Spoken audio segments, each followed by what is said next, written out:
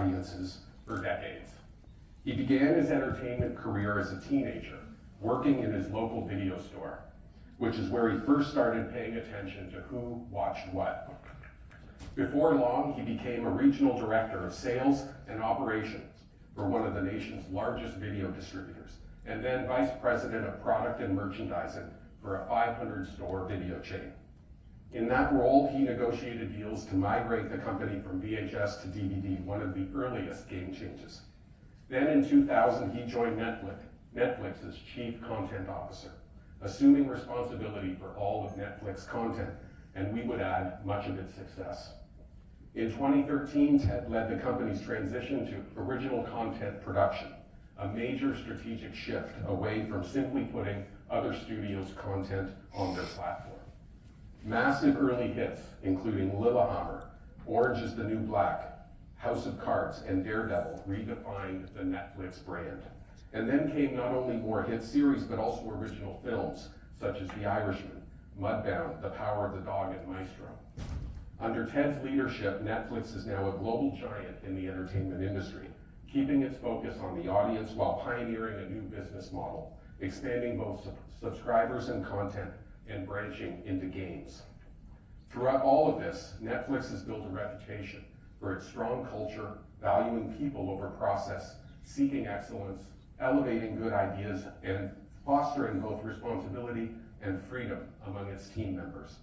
Given all that he's accomplished, it's not surprising that Ted was named one of Time Magazine's 100 Most Influential People of 2013 and received the Producers Guild of America Milestone Award in 2019.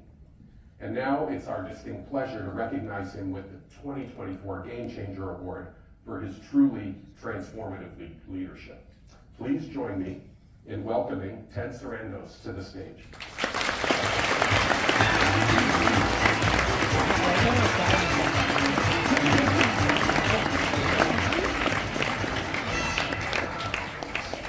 Ted, on behalf of UCLA Anderson, congratulations on this very well-deserved award. Thank you so much. Yeah.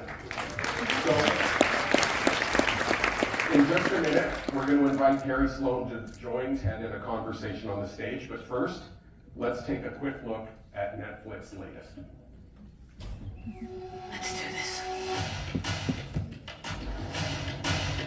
Bitches. It's time to defend something we love.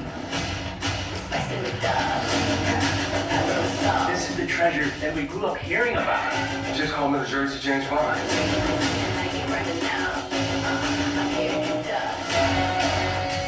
I have to call the White House. You're not taking my phone.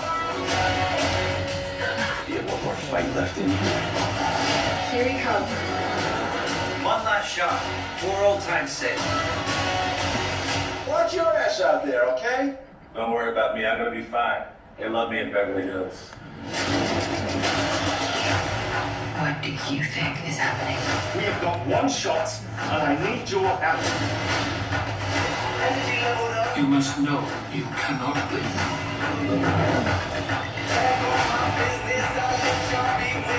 What is the job? Would I be in danger? Yes. I don't buy it. You're not a hitman. You've opened every door for me tonight. Chivalry may be dead, but I didn't kill him. I have an army to me.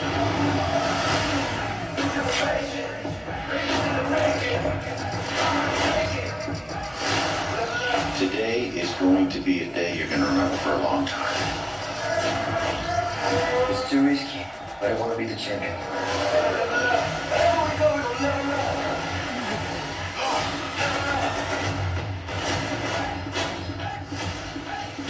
Welcome to the Women's Army Corps. We have the most to prove. Now is where you show the proof. Your eyes, a most remarkable shade of blue. I might say something like that if you were a suitor.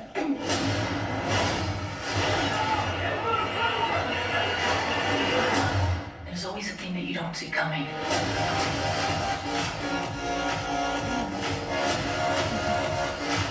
What if I'm dead criminals? We were spies.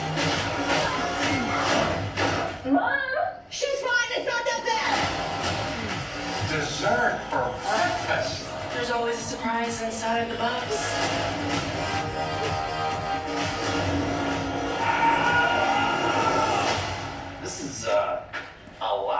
This isn't my first time in Beverly Hills.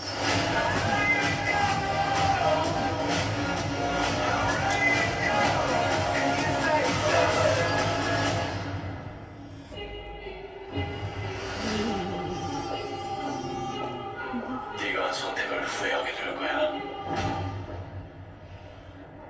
널 찾아낼 거야. 무슨 수를 써서라든.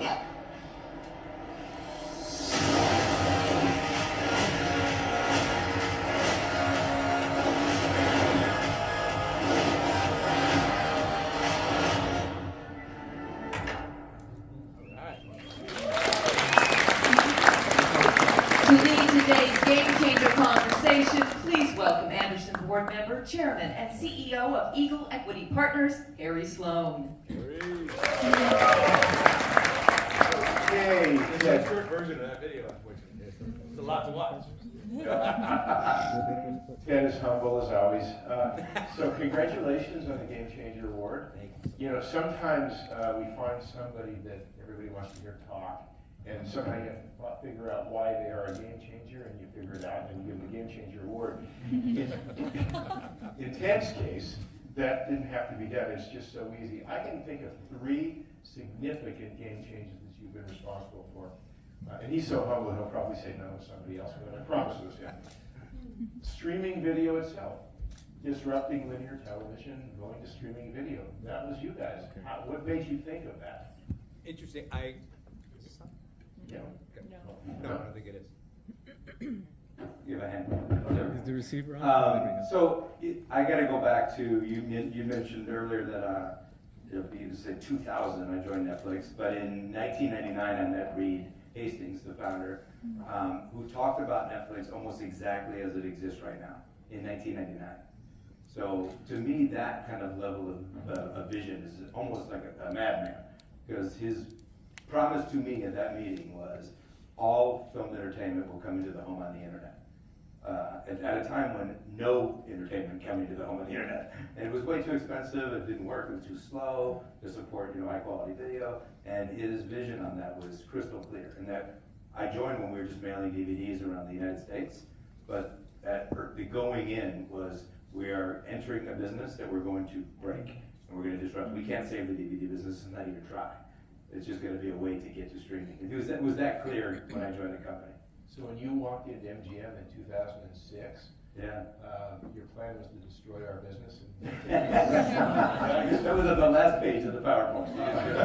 But it was interesting because at that time, with streaming, the vision around, there was no if, it was going to be when.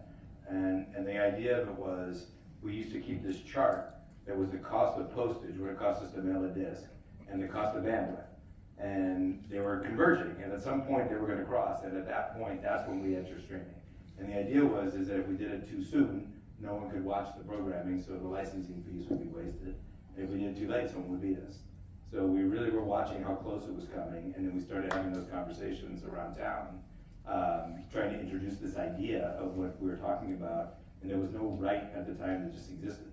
It was either a TV right, or a home video right, or a digital right, and everybody had it in different places.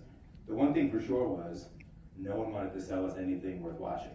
So we had a lot of just whatever we could get content at the beginning. I remember. Yeah. You came to MGM and you said, just let us run whatever you find. Yeah. You called it the long tail, we called it deep library, that we couldn't sell it elsewhere. Shows that didn't make it quite the syndication, so things like, the path of least resistance. Okay, so together you guys created streaming, so that's one game changer.